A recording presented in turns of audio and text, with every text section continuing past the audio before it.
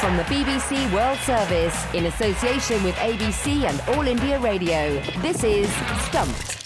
Hello and welcome to Stumped, your intercontinental hit of news, features and debate from the quirky world of cricket. I'm Alison Mitchell in London, where life is picking up a little bit of pace. Shops have opened, streets are getting busier with people. I was in a queue of traffic in my car the other day, although I am getting much more into cycling as well. I've always enjoyed cycling, and now I'm doing it for practical purposes as well. We are still trying to stay 2 meters away. Obviously, that's the rule over here. The West Indies are quarantining up at Old Trafford. The men's team are in the country. But recreational cricket is still on hold. Clubs still aren't allowed to open their doors, and there is a lot of frustration around that still. But bit by bit, we're coming back. Well, we're certainly coming back down under. Jim Maxwell for the ABC in Sydney. It's a weird place. We've still got lockdown in some states, and the birds are still twittering, and they've certainly been twittering at Jollymont with Cricket Australia having a bit of an upheaval to follow rugby league and rugby union and tossing out their CEO. We'll talk about a bit of that, but it's a weird place, As I say, restrictions are coming off. You have to keep your social distance if you go to the airport for a domestic flight. But what happens when you go on the plane? It's like a can of sardines. Everyone's sitting next to each other. So why don't you just get on with it? It's going to happen, Jim, for sure. We just have to be patient. Hello, everybody. This is Charu Sharma, once again from Bangalore for All India Radio. Well, ever since the economy opened up in our part of the world, and of course, movement of people as well, it's gathered quite a pace. However, interstate travel, and of course, leave alone overseas travel, still seems to be mired in confusion because of the varying quarantining rules from one city or one state to another. So we're in some kind of a halfway house at this point of time. Nobody really knows what's going on. And every day the media seems to be full of a new record number of highs in India. So while the management of the pandemic is still creating all sorts of terror in cities like Delhi and Mumbai, the two biggest affected, there is a plan to open sport up. And officially, many sports have opened up in a sort of a stepped style. But it almost appears that the population, even the sporting population, is more than apprehensive to go and utilize these facilities. So they're open, particularly for the professional sports persons, but I don't think the sports persons themselves are in a hurry to go and train because, like I said, there's still confusion about the protocol. So it's opening, but not at the pace we'd like. And certainly no news about cricketers going about their business, even though the board seems to be very keen to announce IPL dates, which you may have read about. Nothing unusual there, end September, October, early November. But the intervening 2-3 month period till then is still a very mysterious hole in terms of action because nothing is planned. Jim, as you mentioned at the top, you talked about Jollymont, and that is the headquarters of Cricket Australia. It has been a tumultuous week off the field for cricket over with you. We need to address this first up in the show this week because the chief executive of Cricket Australia, Kevin Roberts, lost his job over the handling of the COVID-19 crisis. Added to that, the day after his departure, 40 members of staff were laid off as part of a sweeping set of cost-cutting measures aimed at safeguarding the future of the game. And staff, I believe, feared it would be a lot more than 40 at one point. But Jim, it's not even the cricket season in Australia. A lot of people have been scratching their head. Well, you could argue that from the moment Kevin Roberts was appointed to the job replacing James Sutherland, there was a stiff breeze out there for him to deal with because he'd already had a difficult, if not toxic, relationship with the players over the MOU that took place, and he was the lead in that until James Sutherland came in at the end to pacify it and get the deal through. And ever since then, it seems as though that relationship has got worse as we've moved through this period where it looks like the revenue of Cricket Australia is going to be reduced somehow. Well, that's what Kevin Roberts feared, along with all the other winter sports, that there would be a knock-on effect into the cricket season, that we wouldn't have fans, we wouldn't have India, and there'd be a vast amount of money taken away from the game. So in anticipation, he dropped the salary of the staff down to 20% and put them out till the end of the financial year. Probably could have knocked a bit more of his own salary, I suppose, as showing the way some leadership. And then it all started to unravel as gradually there were signs, particularly in Australia, that this pandemic wasn't as bad as everyone thought. And while all this brouhaha was going on, Roberts lost confidence from his staff and then from the board. The final showdown was with the Players Association last week when Roberts himself had struggled to come up with the numbers to satisfy them as to what the real position was. I think the board got to the point of saying, sorry, enough. And that's what they've done. But Alison, what have they done? They've got an Englishman in the interim role. We've got a POM running Australian cricket, Nick Hockley. Yep. And that appointment tells you that the T20 is probably not going to happen for a while. Yeah, no, well, that was the first thing, wasn't it? Because Nick Hockley is still, I guess, the CEO of the ICC T20 World Cup, and he'd overseen the women's tournament magnificently. But yeah, yep. Charu, and you were talking about windows for the IPL and whatnot, and now with Nick Hockley obviously now in this interim role as CEO of CA, that absolutely makes it seem completely as if, the men's T20 World Cup is not going ahead as planned. Well, exactly. Jim, I've got to ask, what is going on with Australian cricket? I mean, is there a summer plan announced at all? And why the delay in postponing the World T20? Because obviously the BCCI is waiting for that announcement to be able to firm the IPL dates. But every 10 days we hear there's another meeting and the decision's not taken. So is there still a possibility of the World T20 happening in Australia? And are you firm on the rest of the summer plans? Well, a few things have changed. We know at this point, all going to plan, that India will be here and Afghanistan, and there will be Sheffield Shield cricket and the women's 50 over comp. That's also going to be sustained as a full comp. So assuming that everything will fall into place, that quarantines will be dropped, borders will be opened, international flights will be allowed to come, and the rest of it will get there by the time of October, November. But it's probably a bit too late for the T20 to be played then in Australia.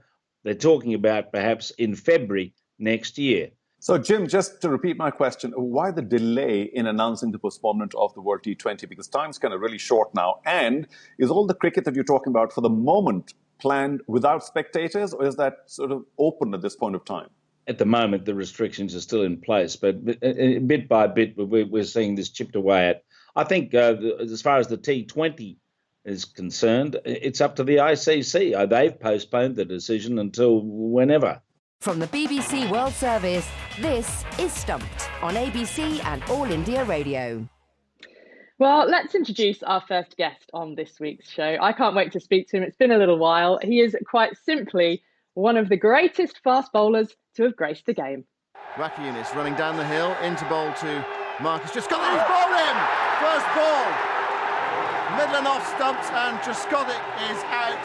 Well, what a start to the game. Waqar didn't run in at full pelt. Well pitched up, and Jaskovic is bowled for naught. First ball. Yeah, the former Pakistan fast bowler and current bowling coach of the men's national team, Waqar Younis. Waqar, welcome to Stumped. How are you? Yeah, I'm good, Ali. How are you? It's been a long time. I've spoken to you. It's been quite few months with COVID and spending more time at home, and it's been good in a way. But now we're probably missing cricket, and I think it's time to start cricket, I guess. Should mention that we're talking to you from Sydney at the moment, aren't we? Because that's where you're based. So first of all, are you going to be able to get out to fulfill Pakistan duties? Okay. Look, I think I should be able to.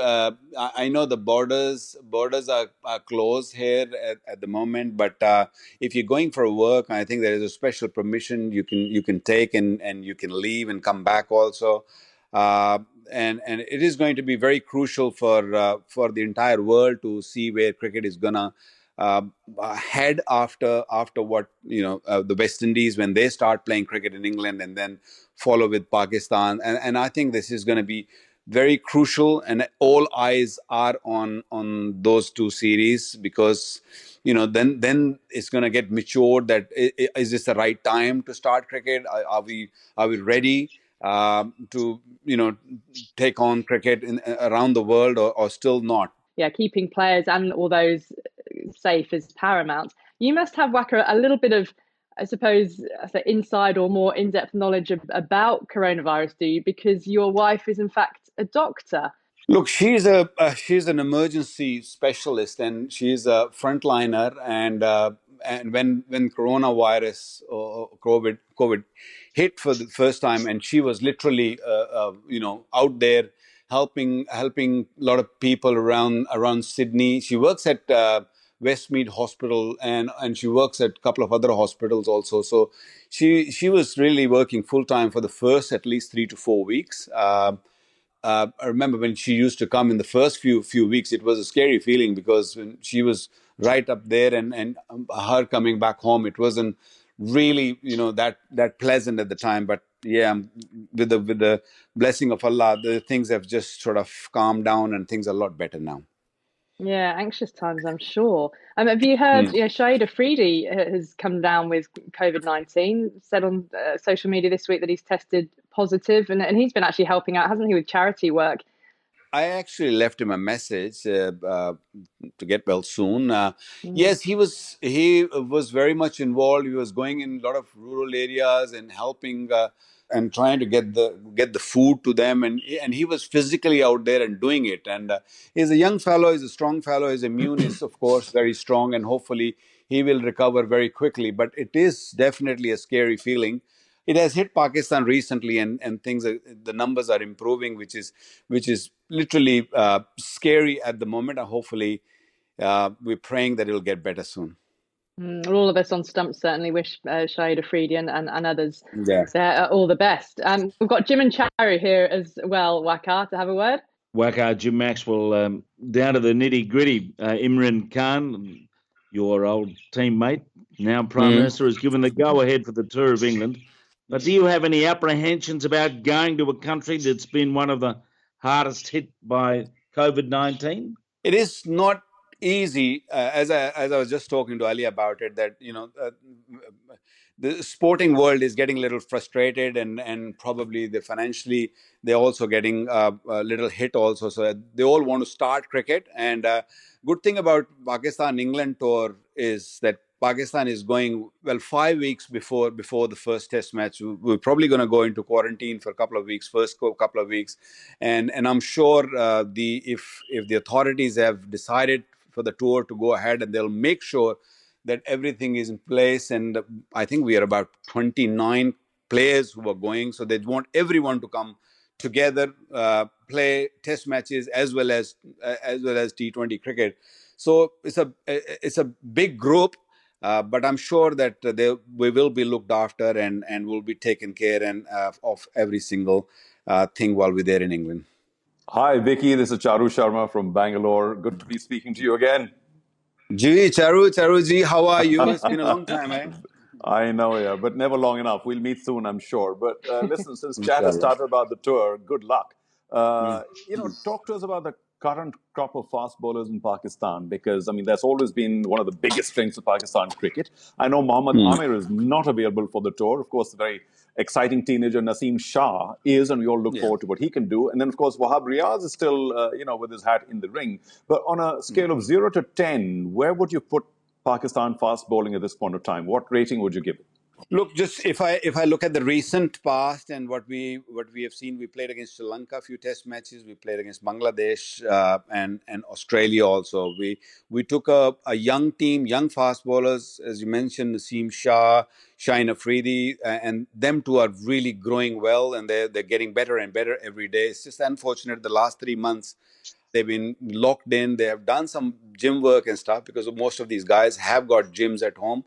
No real bowling under their belt before going to England. So those 4 or 5 weeks which we are going to be in England are going to be very crucial. But they are very talented, and of course with Wahab, as you mentioned, he is mainly playing T20 cricket. But because we're taking 29 guys, there are about 8, 9, 10 fast bowlers in that group.